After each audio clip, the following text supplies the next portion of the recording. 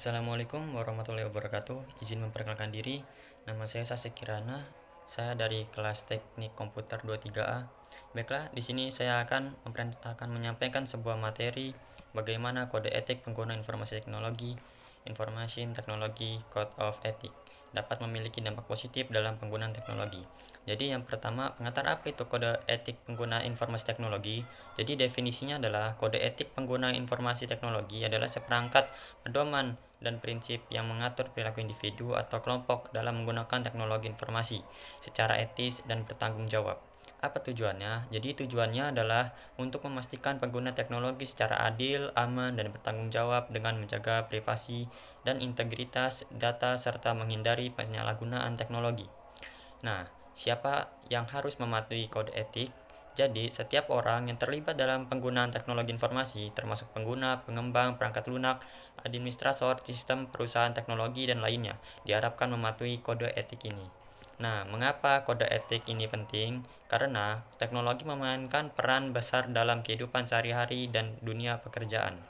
Jadi yang kedua ini ada resiko dan dampak negatif jika kode etik diabaikan.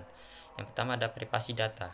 Jika kode etik tidak dipatuhi, biasanya terjadi kebocoran data pribadi pengguna yang dapat disalahgunakan untuk tujuan yang merugikan seperti pencurian identitas atau penipuan.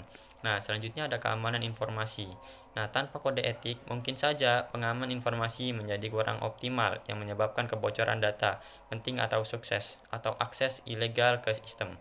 Nah, selanjutnya ada cyberbullying dan penyalahgunaan media sosial.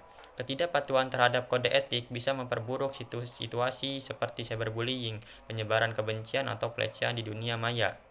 Selanjutnya ada penyalahgunaan teknologi, yang dimana penggunaan teknologi untuk tujuan yang tidak etis seperti pencurian, perangkat lunak, atau manipulasi informasi, yang menyebabkan kerusakan sosial dan ekonomi yang besar. Nah, poin ketiga ada peran kode etik dalam memitigasi resiko. Nah, yaitu memastikan pengguna yang aman dan etis. Kode etik memberikan pedoman bagi pengguna untuk menghormati hak privasi, penghindaran penyalahgunaan, dan menjaga kerahasiaan data. Seperti contoh praktik yang lebih aman, penggunaan enkripsi untuk melindungi data pribadi, implementasi sistem yang memadai untuk perlindungan data, serta prosedur keamanan yang transparan adalah beberapa contoh bagaimana kode etik dapat mendorong pengguna teknologi yang lebih aman.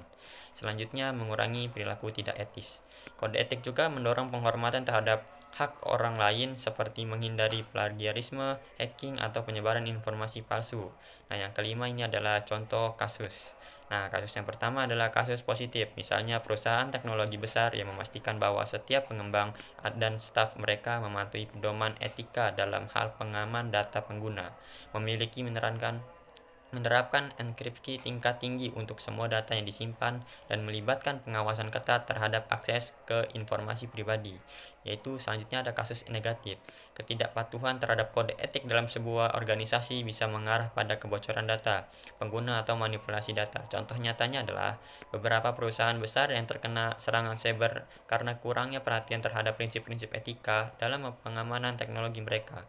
Nah, selanjutnya adalah yang kelima, manfaat mematuhi kode etik pengguna teknologi bagi individu, yaitu mematuhi kode etik membantu individu menghindari risiko pribadi seperti pencurian identitas atau pelanggaran hukum. Ini juga meningkatkan kepercayaan diri dalam berinteraksi dengan teknologi.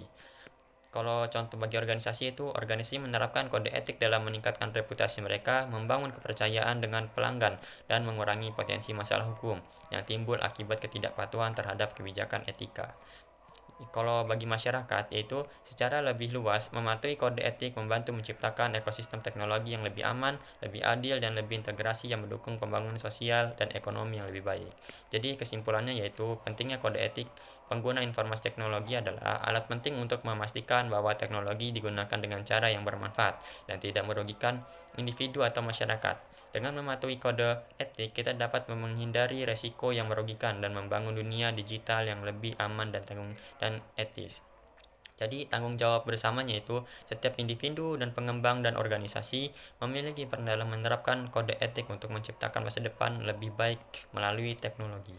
Baiklah, kurang lebih mohon maaf dalam menyampaikan pesan, kurang lebih mohon maaf. Wassalamualaikum warahmatullahi wabarakatuh.